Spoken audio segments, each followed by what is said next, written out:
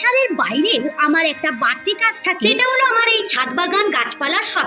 তোমরা কে কে বলো তো গাছ বেশি ভালোবাসো? আমাকে কমেন্ট করে জানাবে। হাই গাইস, আসসালামু আলাইকুম, welcome my hobby house blog channel. আমি জ্যোতি, আজকে আরো একটা নতুন ভিডিও নিয়ে তোমাদের কাছে চলে এসেছি। আশা করি এই ভিডিওটা দেখতে খুব ভালো লাগবে। সকাল সকাল এখানে চার পরোটা করে নিলাম, এবারে সবাইকে ডেকে দেবো খাওয়ার জন্য।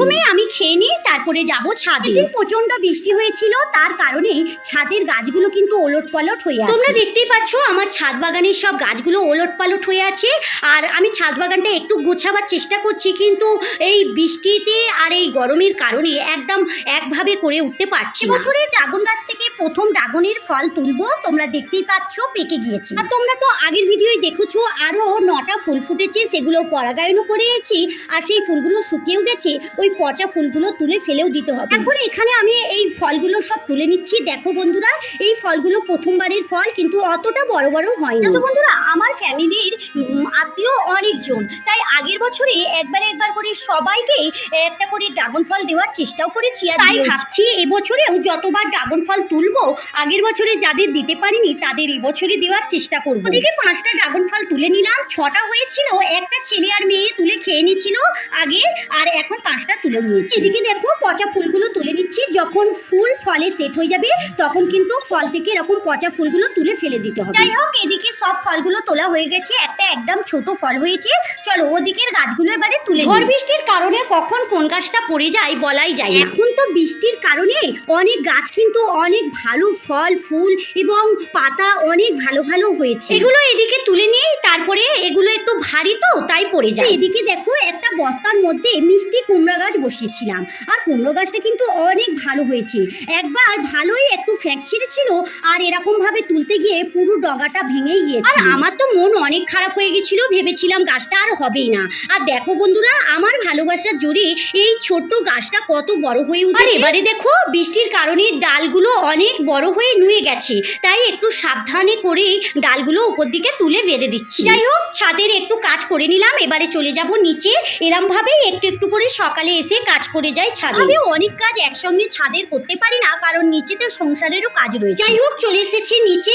এখন এই বিছানা গুছাবো, আর সংসারের রান্না বান্না আরো যাবতীয় কাজ রয়েছে করবো। সকালে স্কুলে গিয়েছে, ছেলে পাশের রুমে রেডি হচ্ছে, স্কুলে যাবে। এখন ছেলে মেয়ে দুজনেরই ইউনিট টেস্ট চলছে, তাই ওরা তাড়াতাড়ি খাওয়া দাওয়া করে স্কুলে চলে যায়। গৃহিণীর জীবনটা বাইরে থেকে যতটা সহজ মনে হয়, আসলে ভিতরের বাস্তবটা তার চেয়ে অনেক বেশি জটিল। কথাটা কেন বললাম জানো তো বন্ধুরা, অনেকেই মনে করে একটা গৃহিণী বাড়িতে কি এমন কাজ করে, কিন্তু বাড়ির কাজ করতে করতে সারাটা দিন চলে যায়। তোমাদের সঙ্গে কথা বলতে বলতে আমার রুমটা পরিষ্কারও করা হয়ে গেছে। আর ওয়েদারটা আজকে দেখো বেশ ভালোই রয়েছে। এখন বর্ষাকাল, কখন বৃষ্টি হবে আবার কখন রোদ হবে। যাই হোক, আজকে আমি সমস্ত কাজ করার পর গোসল করে নিয়েছি, তারপরেই রান্নার দিকে যাব, কারণ আজকে একটু বিরিয়ানি করব। তাই ভাবলাম বিরিয়ানি করতে করতে অনেকটাই লেট হয়ে যাবে, আর সময়টাও অনেক চলে গিয়েছে, তাই গোসল করে একচোটে রান্না বসাবো। তবে গোসল করার আগেই সবকিছু কাটাকুটি করে রেখেছি, জাস্ট রান্না করব। এখন চলে এসেছি রান্নাঘরে, আর এখানে একটু প্যাকেটের চাল নিয়ে এসেছিল হাজবেন্ড, সেই চাল দিয়েই আজকে বিরিয়ানি রান্না করব।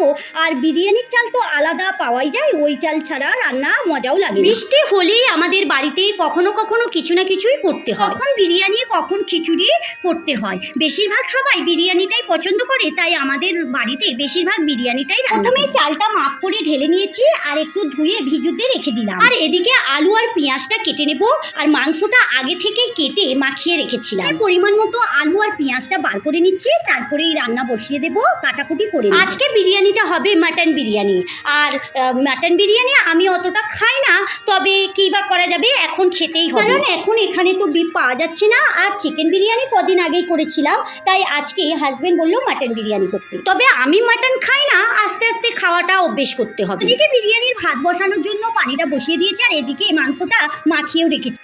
যাই হোক, সবকিছু অফ ক্যামেরাতে করে নিয়েছি, এবারে বিরিয়ানিটা সাজিয়ে নিই। বিরিয়ানি সাজানো তেমন কোনো কঠিন কাজ না, আর বিরিয়ানি সাজাওয়ার থেকে বিরিয়ানি রান্নাটা সব থেকে মেন কাজ। মানে ওই যে বিরিয়ানির মাংসটা করা হয়, ওই মাংসটাই সবকিছু ঠিকঠাক পরিমাণ মতো দিতে হবে, তবেই বিরিয়ানিটা টেস্ট হয়। আর যদি একটু ওলটপালট হয়ে যায় তাহলে কিন্তু বিরিয়ানির টেস্টটা অতটা ভালো হবে। আশা করি যতবার বিরিয়ানি করেছি খারাপ হয়নি, অনেকটাই ভালো হয়েছে। বন্ধুরা, আমি তো বিরিয়ানি করতেই পারতাম না, আর এই বিরিয়ানিটা রান্না শিখেছি একটা বিয়ে বাড়ির বাবুর্চির কাছ থেকে। তবে আমার বিরিয়ানিটা কিন্তু একদম বিয়ে বাড়ির মতনই টেস্ট হয়, আর দেখতেও কিন্তু একদম বিয়ে বাড়ির বিরিয়ানির মতনই হয়। এখানে দেখো বিরিয়ানিটা আমার রেডিও হয়ে গেছে, আর আমি এই প্লেটটায় বিরিয়ানিটা তুলে নিচ্ছি সবাইকে দেবো বলে। আর তোমরা দেখলেই বুঝতে পারবে আমার বিরিয়ানিটা কতটা সুন্দর হয়েছে। বন্ধুরা চলো আজকের ভিডিওটা এই পর্যন্তই। যারা নতুন আজকে আমার ভিডিও প্রথম দেখলে চ্যানেলটা অবশ্যই সাবস্ক্রাইব করে রাখবে, আর যারা ফেসবুক থেকে দেখছো তারা অবশ্যই ফলো করবে। তাহলে বন্ধুরা চলো আজকের মতো ভিডিও এই পর্যন্তই। দেখা হচ্ছে নতুন কোনো ভিডিওর সঙ্গে। ভালো থেকো, সুস্থ থেকো, সাবধানে থেকো। ভালো লাগলে লাইক কমেন্ট শেয়ার করো। যারা এতক্ষণ আমার সঙ্গে থাকলে আমার ভিডিওর কোথাও যদি একটু ভালো লেগে যায় তাহলে আমার চ্যানেলটা সাবস্ক্রাইব করে সঙ্গে থাকতে পারো। যারা এই কাজটা করে রেখেছো তাদেরকে অসংখ্য ধন্যবাদ। Thank you.